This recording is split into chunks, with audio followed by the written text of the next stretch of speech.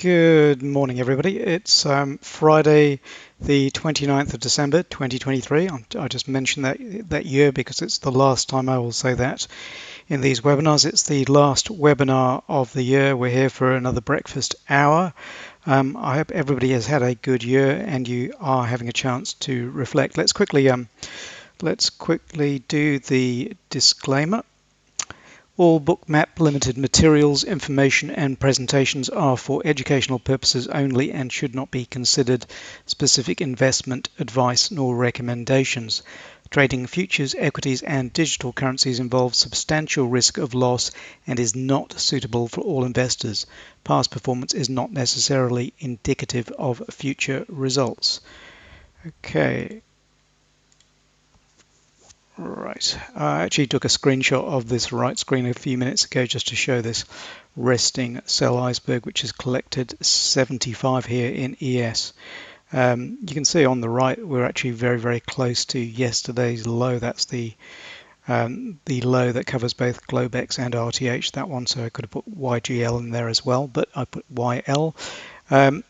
This would have been a target if we'd have moved down. Maybe we'd taken out that yesterday's low. Maybe we still will, because we can't predict what will happen next. But yeah, that's why I had a screenshot, just in case we zipped down and then we bounced.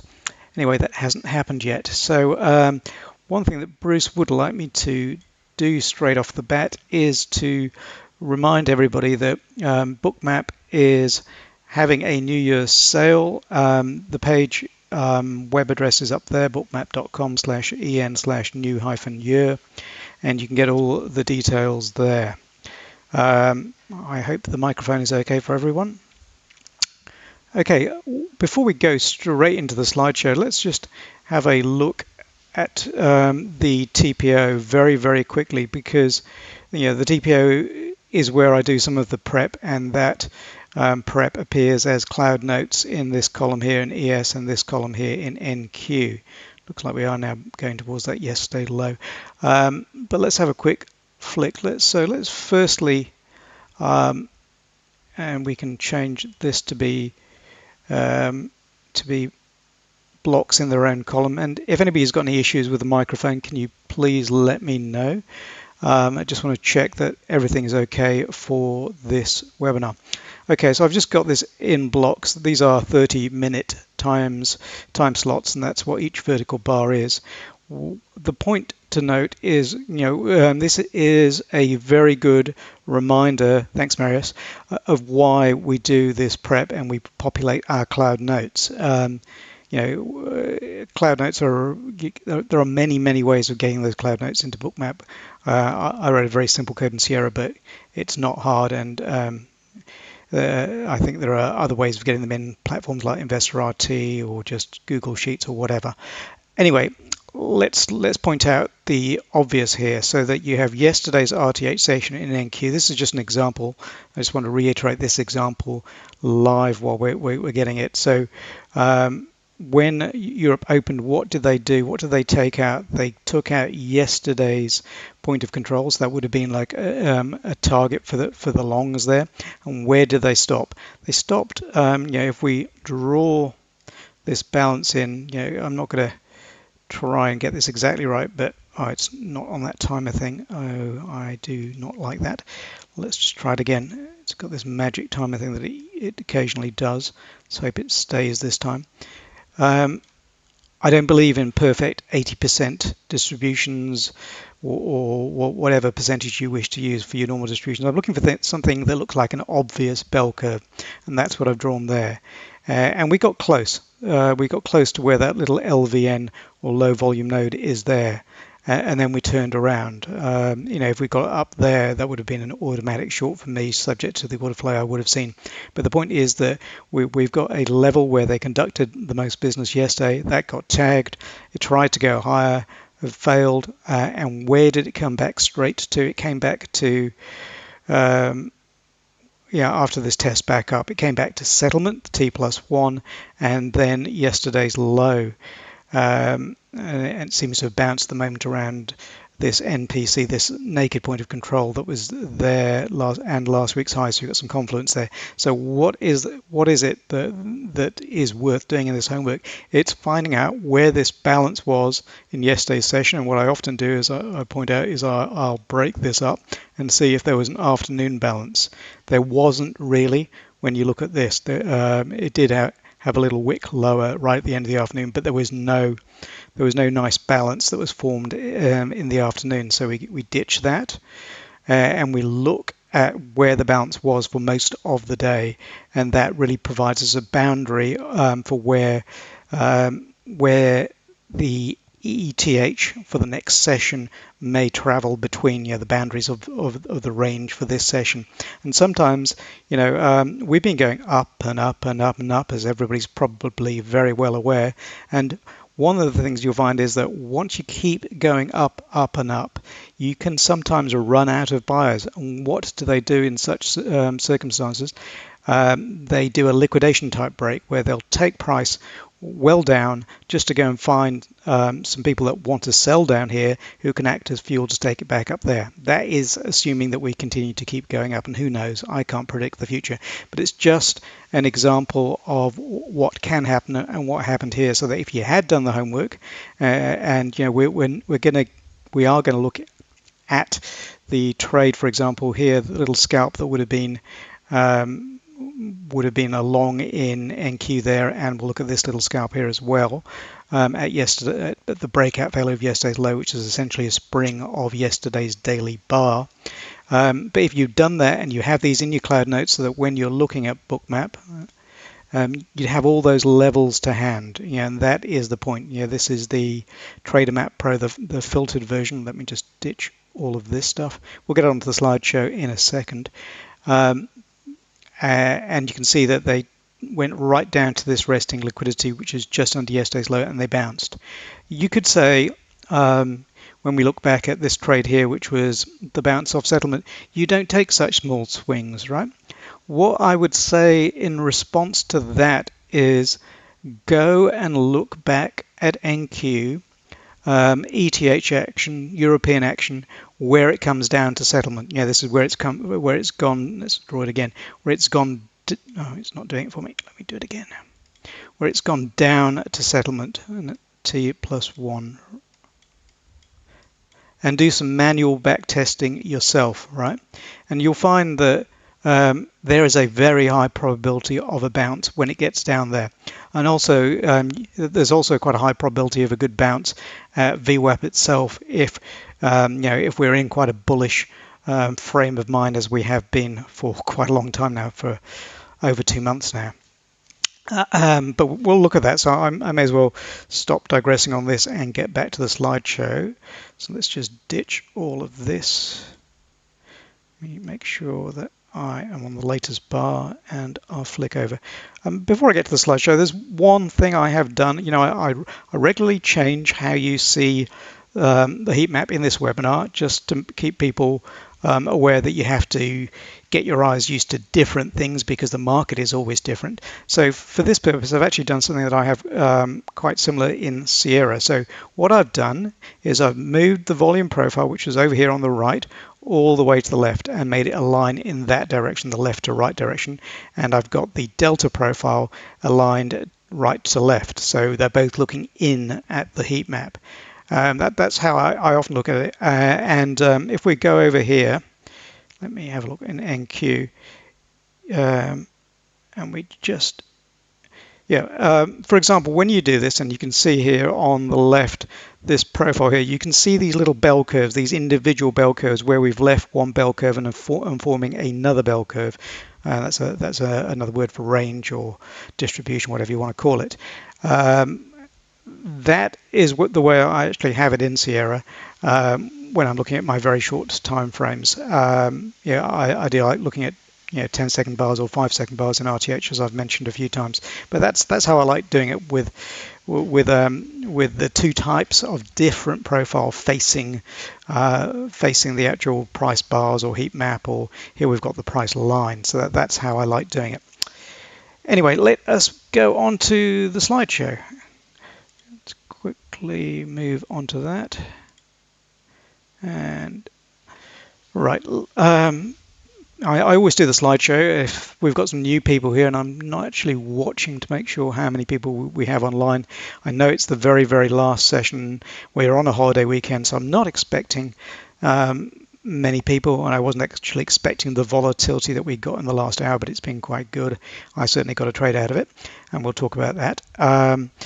So what do we have on the calendar today? We have got one orange item, that's a medium priority item, the Chicago PMI at 9:45 a.m. Eastern. So we've got nothing in our breakfast hour, which is unusual for us to have two sessions in a row with no economic release, but it is what it is. And we also note that on Saturday there's some Chinese news, manufacturing PMI and non-manufacturing PMI. Why do I point that out? Why have I included that in the screenshot there? I have included that because when we open again, probably on, I haven't checked the CME calendar, but I think it's going to be just after New Year on the my time Tuesday morning, New York time Monday evening. I think it next opens, which will be about 6 p.m. Eastern on Monday evening. But please double check that on the CME calendar. When it does reopen, this news here, this Chinese manufacturing news, will have been out. And that is, fairly significant news, and that may have an impact on that opening hour. It may be so significant it may cause a gap up or down, for example, but it will certainly have a little bit of an influence in the Asian session. So that's why it is there. Okay, next, just the daily chart. The point is, I've drawn no lines here. I could have drawn a trend line. You can clearly see the uptrend there. All I'm trying to show here by zooming in a little bit more than I have been is that there is nothing bearish yet. We've got no big down bars. If I was to draw a trend line, it's definitely not been broken. There is nothing bearish about the action yet. So we're waiting with a completely open mind. Again, I'm going to say this about 15 times. We're not going to predict the future, but we wait with an open mind, because if suddenly there is such a big down bar, we're open to changing our minds about the future direction of the market. We're as flexible as the wind, so that if these things do change, and who knows what could happen, any global event could happen, anything could happen, we're willing to bend. Okay, and again, NQ, I think this one's NQ. I can't really see without actually blowing it up. I'm pretty sure that one's NQ. And yeah, it's even more bullish than the ES. Okay, I think this is a 3-minute. This is just the entire Globex session, the ETH session. We just saw that on the TPO, but I took this a little while ago, and we just got some volatility there in NQ. So I'm just going to change screens. We'll go back to the slideshow in a second, so we'll just have a look. We'll just zoom in. I wasn't actually expecting much action. We can go across to the filtered heat map and see. What's interesting in terms of down moves here is that ES, as you can see, we have not got to yesterday's low. So there's been no spring or breakout failure below, or maybe it will continue below, who knows, on ES. So it's not clean sailing or plain sailing yet for NQ until ES has finished doing whatever it is doing. If we were to isolate the price action of these two markets together and ignore the rest of the world, if we were just looking at this market and this market, I've shown screenshots previously where, provided one of these two markets has reached whatever key level it was trying to get to, they'll both turn around. But sometimes the key level is the second key level. So what I'm saying is that NQ has already hit that key level, which is the spring at yesterday's low, but the market may be trying to get ES to its yesterday's low. For example, one of the hypotheticals that could be in play right now. And so it is not an it's not a huge surprise that we're still getting some bearish action in NQ whilst we're still hovering just above yesterday's lows in ES. And interesting on that sell target, resting iceberg there, absolutely tiddly target. What was that? If you'd magically got in at 4829, That was a 7-tick target. I know it's gone up higher, but I'm just saying that if that was your main target, it was only 7 ticks, which is quite a low target. I suppose you could have taken it with a 4-tick stop, but that it is what it is. Okay, so let's have a look at the TraderMap Pro as well. So on this TraderMap Pro, and I remind people this is the static order book. This is the big orders, or essentially any MBO orders that have not changed by price or by the size of the order, the quantity of the order. It is not filtered actually by the quantity of the orders. It is just filtered by things being static. So that if we do zoom all the way out in ES, you can see that from the time that the Asian markets opened, that's I think I was a little bit late to the party getting up again, but essentially we can extrapolate that was almost certainly in place at the start of the 1800 session. And what am I talking about being static? I'm talking about this level here, this 240, and probably the 184 orders, that together 400 orders sitting around about the 23 mark. So they've been there waiting patiently all day, and if by some magic you've done your homework and you found a good short, that was a potential long target, or that still is a potential long target. You've also here we go, we're now getting to that yesterday's low. I have not got my trading engine on, so I cannot take any spring that might just occur in ES. I am presenting, so I'm just watching. But the fact that we've got this resting liquidity down at 4823 does act as the magnet in this scenario, and the fact that you've got a key level which it's getting closer and closer to. I think I've got to zoom out one. There we go. Now I've got all the orders in the book. I've just zoomed in enough. We've got a little bit of liquidity coming in here, and let's have a look here. We've got all the liquidity there, and we can do the old very bright heat map kind of thing as well. Some people like that. I'm not a huge fan of it, but we can have a look. And what have we got so far? At the lows, we've got a traded volume here of 96. That's like middle ground. It can be it can be a major low, just a traded volume of 96, but it's not like a single digit rollover. If that was like 7 or 8 or 3, I'd have more faith of that being that holding for a considerable amount of time. But it's interesting that over here in NQ, anybody that watched the last webinar will be surprised that I haven't mentioned this already. What is it that I haven't mentioned already? If I drag this back and I get that pen, you can see that is a vertical sweep, a slip, whatever you want to call it. And so I'm saying that there is a good probability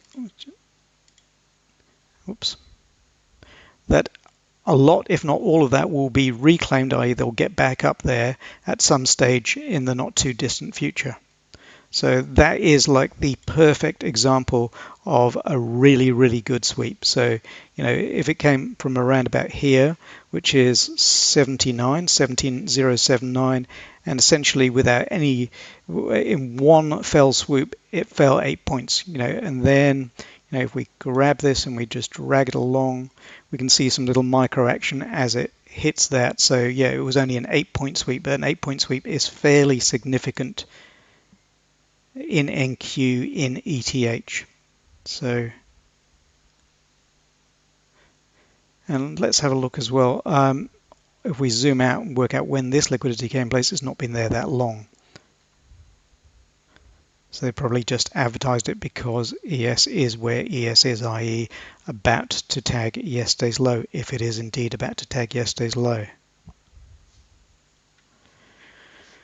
Well, it's nice that we actually got some action to talk about, because I was seriously worried that we were going to get into another technique or education session here, or pure education session, because there may have been nothing whatsoever, it being the Friday before New Year's Eve, and I wasn't expecting much in this hour.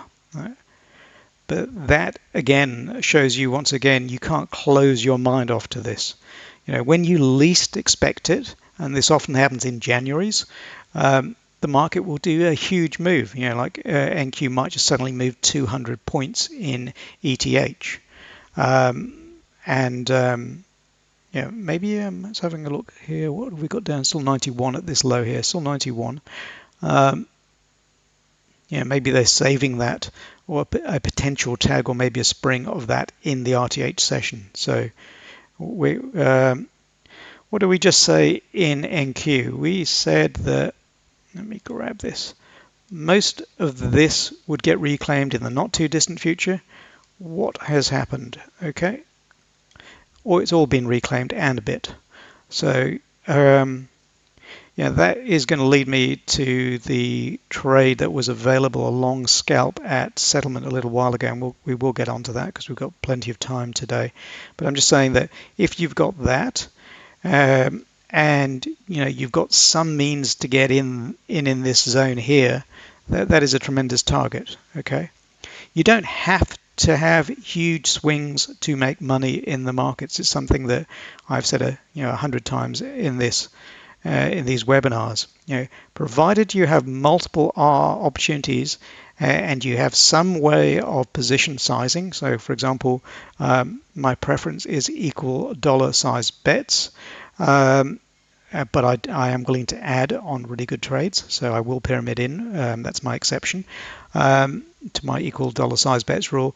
And I'd sized up on this, and I'd got in around about, sort of about there, with a risk down to about there, and then a trade over there, probably 1.5 R now. Maybe it'll get a little bit higher.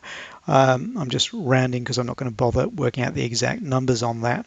That is good enough. These people that go, I made 100 points today in NQ, and all that other garbage that you hear about, and I will call it garbage.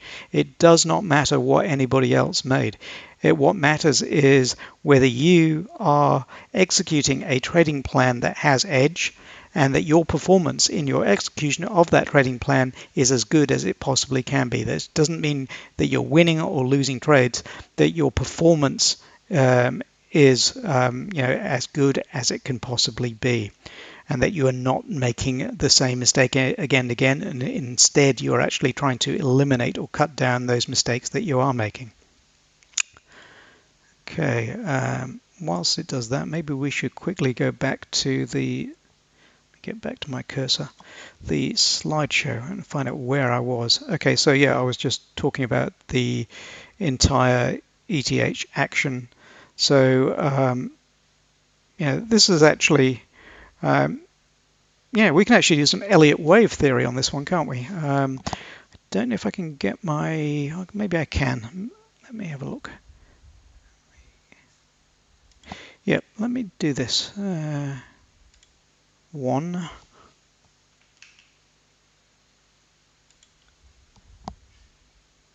2, 3.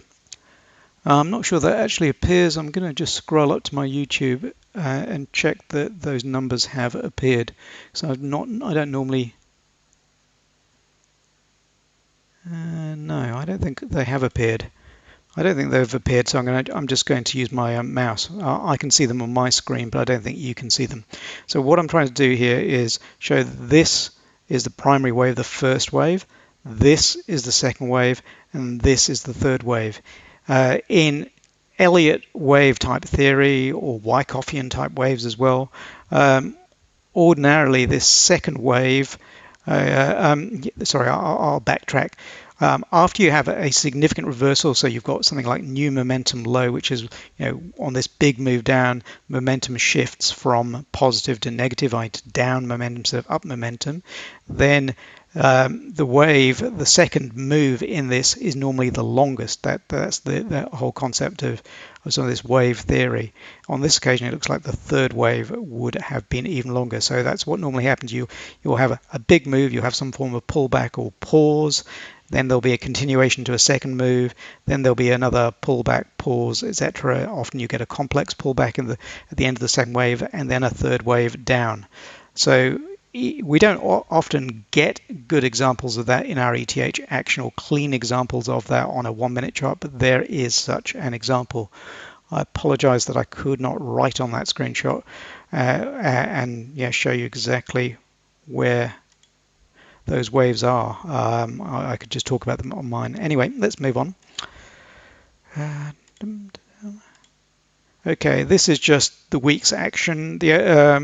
Obviously, everything is very, very green, just a few exceptions, and the most notable exception is Apple. That's the week. I'm not sure when TradingView do this by week, performance over a week, whether it is the last 7 days or it's this trading week. So that one I do actually need to look up. So a disclaimer on that one. And finally, the relative volume, and I did actually want to show something here on this one. So the relative volume is 66, and you can see what the ETH range is. Still not huge when I took this screenshot. It's now increased since then. And let me ditch that, and we'll go back to these. What I do want to show, when I quickly go across here and I pull out the relative volume chart, this is the chart underlying that number of 69.70 that it currently is. And this is done on a minute by minute or 3 minute by 3 minute basis. But you can see the nice upturn in relative volume after that London Open. This is comparing London Opens with London Opens over the last 10 trading days, but just showed that this one was a little bit more significant. And you'd have noticed that on my text box, because the number would have been increasing from something like 57.60 or whatever that was. 57 and up to 70 now, so it has been a significant steady rise. So I have the underlying chart there that feeds that statistic, and I do sometimes refer to it so I can see, I can confirm to my own eyes what I think I'm seeing in those numbers. Right, okay. Have a look. There's a question. GH, are all orders shown on Bookmap Moby or just the CBOE orders? I take it you're talking about the order book. So yeah, both for the filtered and the unfiltered heat maps. Anyway, we'll go back to the unfiltered one where I can be 110% sure of the answer. Yes, this order book column is every order in the CME book for NASDAQ futures where NASDAQ is traded. So if we scrolled and scrolled and scrolled and scrolled, that's it. That's the whole book. All right, and the same for ES. So yep, we're on the unfiltered. So if we scrolled and scrolled and scrolled, that's every single order. That's the only place where those futures are traded, on the CME exchange. So I know you've put in CBOE, but you're talking about the Chicago Board of Options Exchange. I know occasionally on my my TPO I'll draw in a rectangle signifying a zone of high options interest. But this is all about futures. So even though options obviously do impact some of the directional movement on the auctions in ES and NQ, these are just futures, and these are not CBOE options, which are call volume, put volume, or no open interest or anything like that is shown here from that book. Okay, I hope GH that answers your question. Right, okay, we have done the slideshow and we're just watching price action. So we've got another little resting sell iceberg roughly around the same level, the same original level. So they're filling again. You do wonder, because we've got so close to this key level of yesterday's low, and also that resting magnetic liquidity of 400 or so in total down there at 4823-ish. You wonder if this sell iceberg may, on this occasion, be genuine. So they are actually trying to fill sell orders, trap buyers and take them back down. But I take all of those with a massive grain of salt. I do not tend to rely on any of these to go with the direction of these sell orders, unless, for example, the volume of this iceberg was something like 1,000 or 5,000. I've got a pro trader webinar that I did with Bruce quite a long time ago, where we had some action on some really good icebergs on ES and NQ in the European Open session, And there were a couple of examples which were very, very different. So we weren't talking about an iceberg of 64 or an iceberg of 1 or 4 or whatever that was just there. It was something massive. There, if it was that type of behavior, what often happens is that price will go like 1 or 2 ticks beyond it and then reverse hard, and it may go down 4 points, 10 points if it was a sell iceberg. Then there's a decent basis for using that for your directional positioning. Okay. It does look like they finish playing this game until the RTH open, and who knows what game they'll play then, because it's normally a very, very different game from this breakfast hour. The only exception to when it's not a completely different game is when we have those major economic releases and we see some trending type action from that 8:30 release that continues right through the morning of the RTH session. But since we have not had such an economic release today, I'd call this session quite different from what's likely to happen in RTH. Okay, I'm going to take a breather and pause for a second and just go on to something completely different. Well, we can watch the ES action while I do. I'm just going to click. By the way, I can get rid of this. This was the snapshot of that iceberg there before we got in. What I was doing there was getting a screenshot of it in case we went all the way down to around here or here, and that then remained a target for later on, but it did not happen, so let's ditch it. Okay, this is my Obsidian notebook. I just thought, since we're at the very, very end of the year, I'm doing a time check as well. It's now just gone 8:30, so we're halfway through this webinar. I just write down 2 of the things that are still on my whiteboard. I've got a whiteboard right next to my desk that I can look at by craning my neck to the right at any stage during the day and seeing what I've scribbled on it. But there are a couple of things that I've written that have been on there for 6 months. So I just wanted to, because I read them regularly, I just wanted to write them down here and explain to people what they are and why I find those, there's 2 sentences that may be considered fairly generic to be valuable to me in my trading. All right, okay. The first one, my process is a better trader than I am. Right? What do I mean by that? I'm talking about all the steps I take to do my prep, to do my stalking, to do my execution of my entries, and to manage my trades and to exit my trades. I'm talking about the process that I have written in my trading plan that describes each of those things and quite a few other things in minutia, in itty little bitty details, right? And I'm saying that process that I've written out in bullet points is a better trader than me, and that is the truth, and that will always be the truth. And I think we'd always want that to be true, because we want something that we can fall back on that is essentially a description of how we conduct the business to the best that we can. And we, being human beings, being emotional human beings, and we can't get past that one, that is the truth, that process, which is a set of perfect processes, will always be better at trading the markets than us. And as long as we understand that process is better than we are at executing this, and that sometimes we'll get into the really dumb habit of trying to make money instead of executing that plan as best we can. That will bring us back to the reality and then focus ourselves on that process. So that's one of those things. The other way of getting your process to yourself, not just in bullet points in your trading plan, is doing some kind of wiki. So that's like a linking system of notes where you have all sorts of bits of knowledge that you've acquired, and if you stick around at trading and you don't break every account that you have and you don't go bankrupt, you're going to accumulate a lot of knowledge. Hopefully, in the couple of months that I've been doing this, I've passed on 1 or 2 bits of knowledge, but you're going to get some knowledge. Maybe it's the best source of knowledge is from stuff that you have seen or learnt from your own mistakes in trading the markets. Then the second and third best sources will be from things that you've learnt. It may be books that you've read, it may be other traders, maybe videos, webinars, whatever it is that you've learned.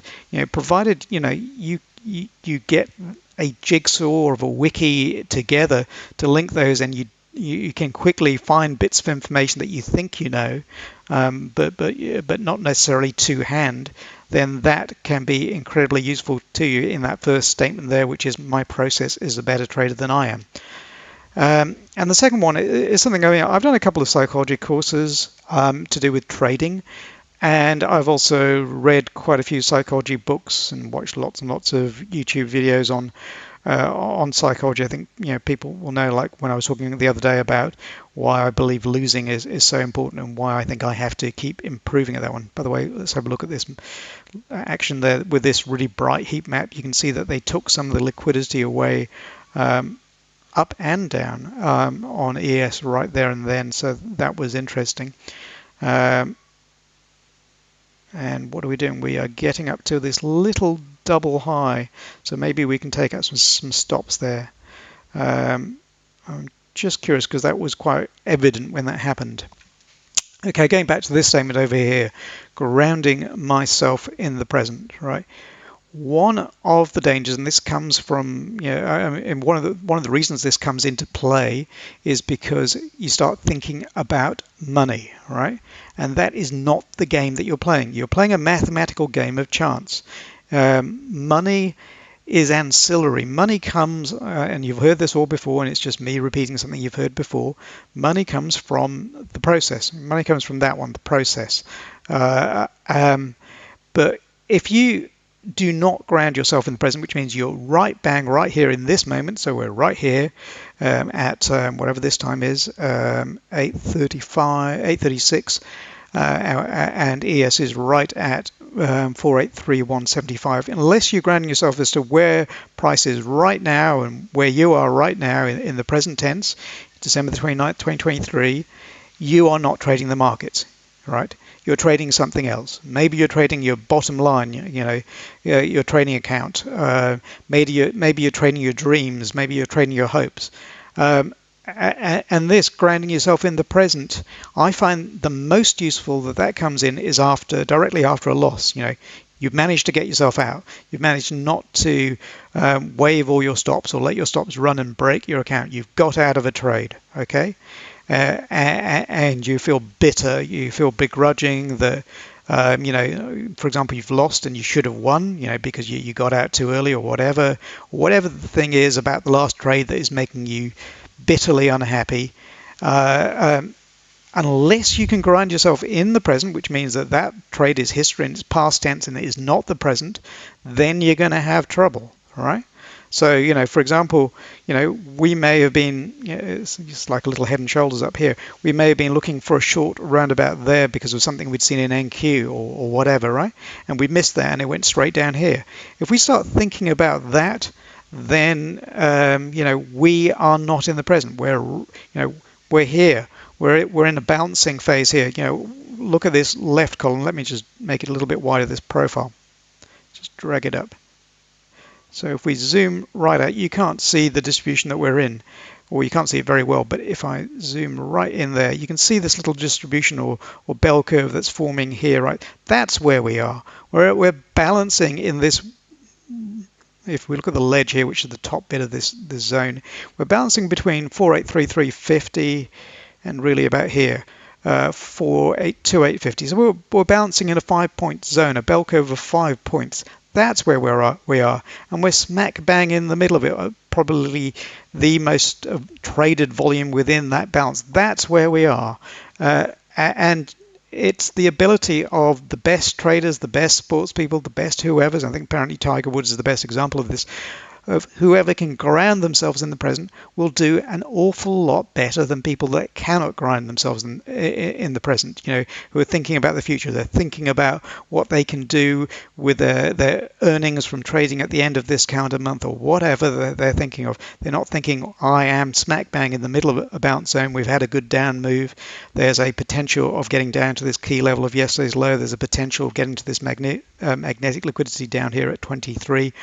And there's also the possibility that we're now in the midst of a reversal and we can go right back up because we're in a very bullish market and there's some really good options levels above. it is doing all of that and getting yourself aware of where you are right now in your trading and forgetting about what may just have happened or what you would like to happen at some point in the future. And that's why those two statements are on my whiteboard. I know I'm just ranting onwards, but I thought it would be worth it because those two things have been on my whiteboard for 6 months, and I find them to be quite useful. Okay, let's have a look. And again, I'm liking this profile over here. The fact that it's, and this one's the wrong way around, so let's just configure that column so it is the right way. Okay. I've just changed that so it faces inwards. I didn't notice that it wasn't. I just find the fact that you've got something there like this highest delta on this little red tail here equates with this little HVN over there. HVN being a high volume node. And let's talk for a second about why we've got these columns there, because we do keep mentioning this and people keep wondering why. Right, okay. When we get down and we've got some liquidity there, which on this occasion in hindsight acted as support, what do we have here by way of delta? We have a lovely red tail, right? And price was moving quickly down there, and we also had a big sweep, and we know that there's a probability of 80% plus that we're going to reclaim most, if not all of it. So the fact we've got that tail there, and at this stage we've got quite a wide distribution, and we're at the bottom of that distribution, that was confluence for taking a range type long. Okay, let's just go back to the present. And at the present, we are slowly making our way back to settlement and go to the unfiltered version of this with the very bright heat map. You can see that as well. Sometimes these, maybe because I've zoomed in so much, the sweeps are quite easy to see. If we really zoom back out again, no, let's not do that. Okay, yep. So what I haven't done so far, we haven't really spent a bit more time on those TPOs. So if we get back to that TPO there, and we look at the ETH session, which is shaded. This is prep, by the way, for the RTH session that we're just going to do again, because I didn't really finish it. I normally finish it when I'm doing the slideshow or just at the end of the slideshow. You can see that we have traversed the entirety of yesterday's range. We've basically filled out a bit of the thinner part of the profile yesterday down here. But essentially, nothing has changed yesterday. We have replicated or repeated yesterday's. In fact, we've had a beautiful breakout failure of yesterday's day high, not the Globex high, which was up there, almost touching the Globex high, and then retraced all the way back to yesterday's Globex low. When the market is in balance, and this is a beautiful balance, so if we draw this, there, it doesn't quite go down there, but that's about as beautiful a bell curve as you can get. That should be screaming out to you when you're doing your prep at the beginning of ETH, or maybe you're doing your prep now at breakfast for the RTH session, that the market has been in balance. That we, from the daily, we've been zooming upwards on the daily, and we are balancing at the highs on this big move up from the 26th of October. And so, if I draw it, let me just ditch all of that. So if I say there's a V bounce there, and then we are just bouncing there, what have we said previously to this? That the probability remains that it will continue up. And that's why I'm saying that until I see some really strong downward action, I'm still pretty bullish. I'm going to take longs and shorts. I've done both today. I took a short. I was slightly too early on the NQ on that turn that you saw from the high, and that was quite hard to hold for a few minutes. But yeah, I'm just because we are in a long time for the markets at the moment, i.e. bullish phase of the market, does not mean that if a short presents itself, I'm not going to take it. Right. The other thing that we can see from this TPO chart, this is the composite, which is here, just retracing it there, is that right about yesterday's low is a cutoff point for this composite. Composite is just all these profiles for the last 4 weeks added together. And 4 weeks is a bit of an arbitrary number. I'm just trying to do the most recent ones. I can also merge these in Sierra, but I'm choosing not to do that for this purpose. And that's saying that this is a cutoff point. Hey Tom, good morning. Welcome from wherever you are. And if we do manage to get below that with volume, then we can maybe take out this naked point of control, which is in the middle of this sort of bounce zone there. But that's the reason why we're showing that. Okay. And let's have a look at the NQ one, because I haven't really looked at the NQ. Oh yeah, I have looked at the NQ one. Let's just get rid of that back. So again, that was such a beautiful bounce zone, and we've traversed not quite all of the upside, but we've traversed all of the downside. None of this is going to be perfect, and the sooner you stop thinking in your minds that anything is perfect, like there's a perfect indicator, that's all absolute rubbish. You find a perfect indicator and you point it out to me, and I'll dig deep and find out the mathematics behind it and tell you why it does not relate to the auction theory at hand. None of these indicators are worth spending too much time on. It is better, in my view, instead of spending time looking for magic indicators, what would I do? Let me see. Let me just drag in. I can drag this one in, and let's make this one big. Yeah, I wouldn't do that, right? What I would do is something as simple as trend lines. That is such a horrible thick trend line. Let me just remove that.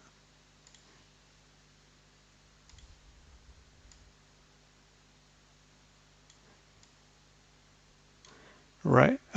Trend lines are a great proxy for liquidity. There's no coding involved. It's very, very visual. And you combine that with something as clear as a really good heat map, and that is all you need. I mean, I have got one indicator on this thing, which we know is VWAP, which is a proxy for developing value during the ETH session, which is this shaded gray area. But that's why I personally do not look at indicators.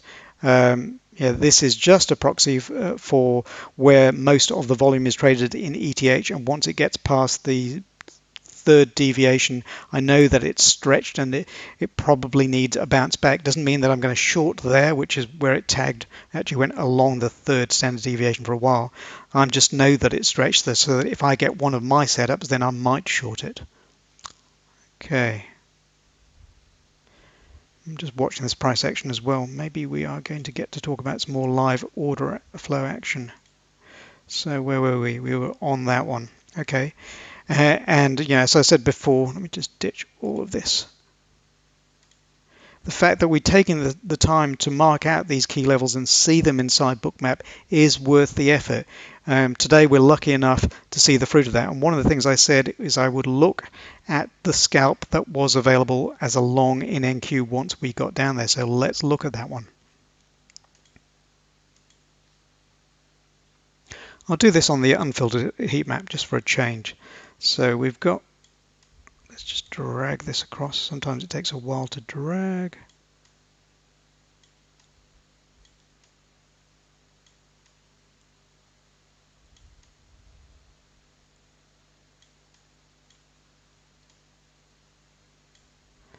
Okay, that's pretty close. Yep, that's pretty close. Okay, right.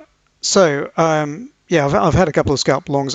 One of the things I was aware about, and I try not to trade during a presentation because I've got to focus on trying to give you some good information or good entertainment or whatever it is that I provide during this 1 hour. So I try not to divert my focus and then start trading, because then I would not be present in that trading, and I would also not be present in this webinar. So there are two reasons why I don't do it.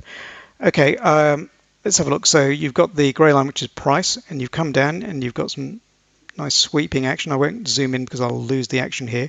But one thing that I do want to point out is, well, a couple of things, that maybe three things. First, this is a very, very key level. Um, Settlement will often be tagged. Sometimes they'll run straight through it, but it will often be tagged from above, below, sometimes multiple times in a single ETH session. There's an article that I linked in my Discord channel which talks about why this is such a key level and the fact that you've got an imbalance of orders in place that is very likely at this level, right? So you often get a bounce there. So you've got factor one. Then you've got strong, very, very fast movement down. Regardless of what people may have told you, when you get a fast move down, like the sweeps that I've been talking about, the probability is that you're going to get some form of reversal from that fast movement. So that is good. That's another bonus factor that I'm saying.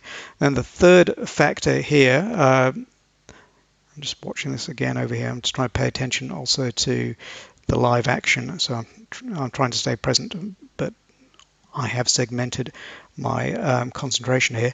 The third factor is if you look across at the delta profile, which is now facing inwards, and we'll look at the volume profile and how it can relate to managing the trade in a second, you can see that this is all sellers, right?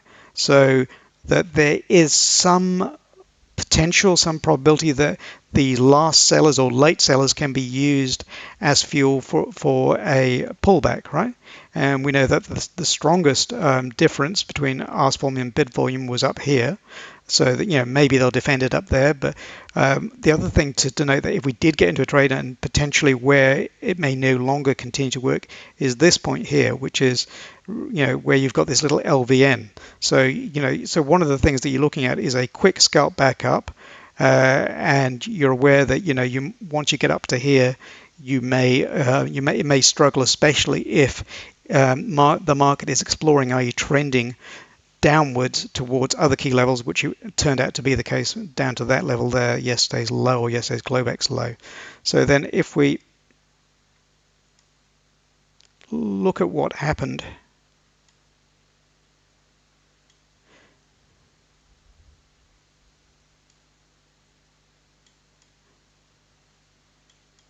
I think it went just through and then bounced from recollection. Yep, it went just through and bounced. And we also had a fourth factor there. So that all these factors aren't perfectly. There are actually two opportunities if we're talking about pure scalping. There was one that was a little bit higher than settlement T+1, and there's the one at settlement itself. The one at settlement itself was better because there was a clash into resting liquidity, or to the extent that you get resting liquidity on this unfiltered heat map. So you had four factors in there that could give you something there. You're going to need a tight stop. Why do I say you're going to need a tight stop? Because it's not a huge target, and because we're in the middle of that Elliott wave kind of stuff, or the Wyckoff wave stuff I was talking about. We're in the potential of a third wave down. So this is essentially the second wave down, and there's always the likelihood that you'll get a third wave out of this one. I take all that Elliott wave stuff with a massive pinch of salt. I only mention it because I've studied a heck of a lot of different stuff in the markets. I don't really I don't really practice most of what I've read about in the markets, but the waves are interesting. And one of the best traders that I ever came across, who sadly departed, David Weiss, and he wrote a book, Trades About to Happen, was a great exponent of this wave theory. He made quite a lot of money out of it, he was also very, very good. I learned a lot of stuff about trend lines and reverse trend lines from him. So I have the greatest respect. I also communicated with him, and he was an absolute gentleman. Okay, so let us get back to live action. So we've got a little tiny iceberg in NQ, and we're getting closer and closer to this. Remember, we've got this resting liquidity down here that they've been flagging for 14, 15 hours in ES down at this 4823 zone. And you've got this naked point of control down there as well. So I'm wondering, are they going to come down here to get some more fuel to go back up a bit? What I would be a little bit surprised at today, looking forward into the RTH session, is we had a major downtrend day. I know we've been incredibly bullish for a while, and we're due a pullback, and I think January may give us a pullback. But it's the reason I say it is because a lot of people do their year-end books based on the value of whatever their portfolio is at the end of today, because it's the last trading day in 2023. So to have that as a big downtrending day, plus it's a weekly options expiry day, and a couple of the options that I'm looking at as to that may have decent open interest or gamma interest are up above in SPY and SPX. So I'd be surprised if it trended down. I'd expect more of a choppy day where both shorts and longs are in play as usual. But we'll see. We shall see. There are some questions in YouTube, so I should go and read them. GH again. Dark pool money is not shown. Yeah, there's no dark pools on this exchange, the CME exchange for futures, GH. Dark pools, you're thinking about some of the stocks and ETFs. They have dark pools, but not here. There are no dark pools in ES futures and NQ futures, and that is all I'm showing. I'm just looking at the size of the trades that are coming in here. So I'm looking at a time in sales as well as ES is coming down. So I'm seeing orders of 50, 72, 66, 70. When they're very close together, like a 72 and a 70, I'm assuming it's the same person that's just breaking up their orders. As I've explained previously, in thinner markets, they tend to break up huge orders in chunks. So that's one of the reasons why I quite like looking at a visual time and sales to see if I can see a large order in some very clean chunks. So it does look like they are putting in the pressure to get us down to yesterday's low. Next question, Tom Cleary. Thanks. I noticed you do not use the Bookmap correlation tracker despite using a side-by-side comparison of ES and maybe a visual comparison for your purposes. Would you speak of this? Yes. I'm not looking for a correlation tracker. I'm looking for trade setups in each of ES and NQ. So I know that they're very strongly correlated. I can run correlation studies in TradingView and Sierra, whatever, in Bookmap as well. I don't need to see it live on a second-by-second basis. I'm far more interested. For example, here you've got this little spring. Let me just draw it.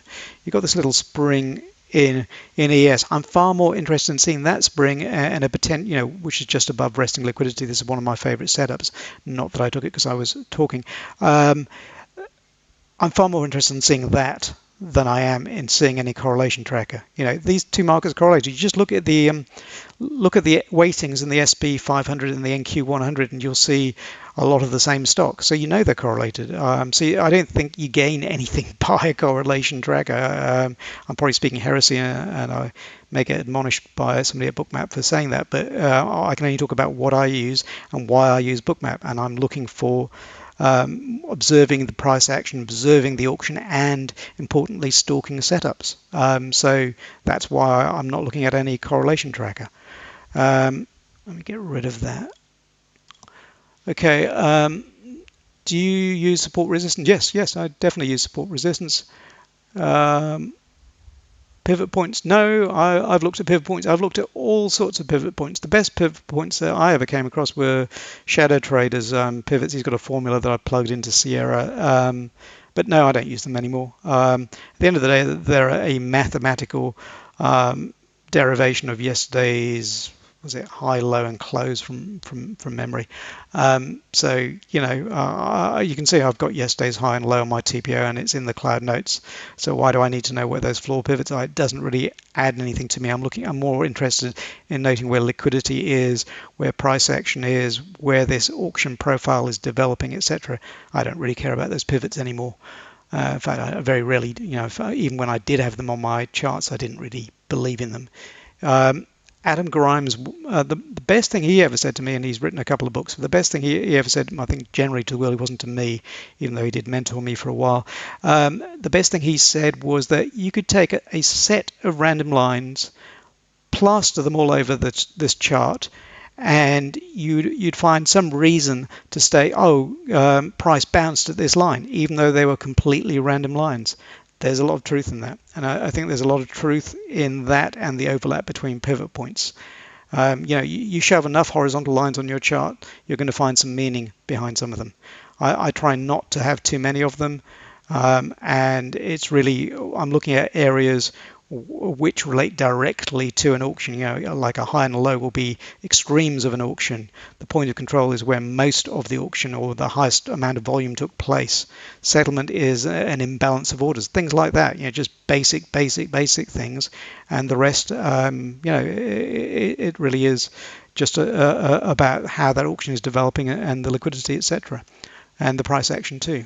So I hope, GH, that answers your question. But yes, I know all about pivot points. Okay, and what time is it now? Oh, right, we are right on 9 o'clock. So it looks like we are going to, because we haven't got away and because they keep putting in some decent sized orders, I think we are going to the extent that I think anything in terms of high probabilities, I think the probability is that we will get to yesterday's low and take it out. Maybe we'll even get down to there, but I do not predict the future. It is just a probabilistic viewpoint based on current action.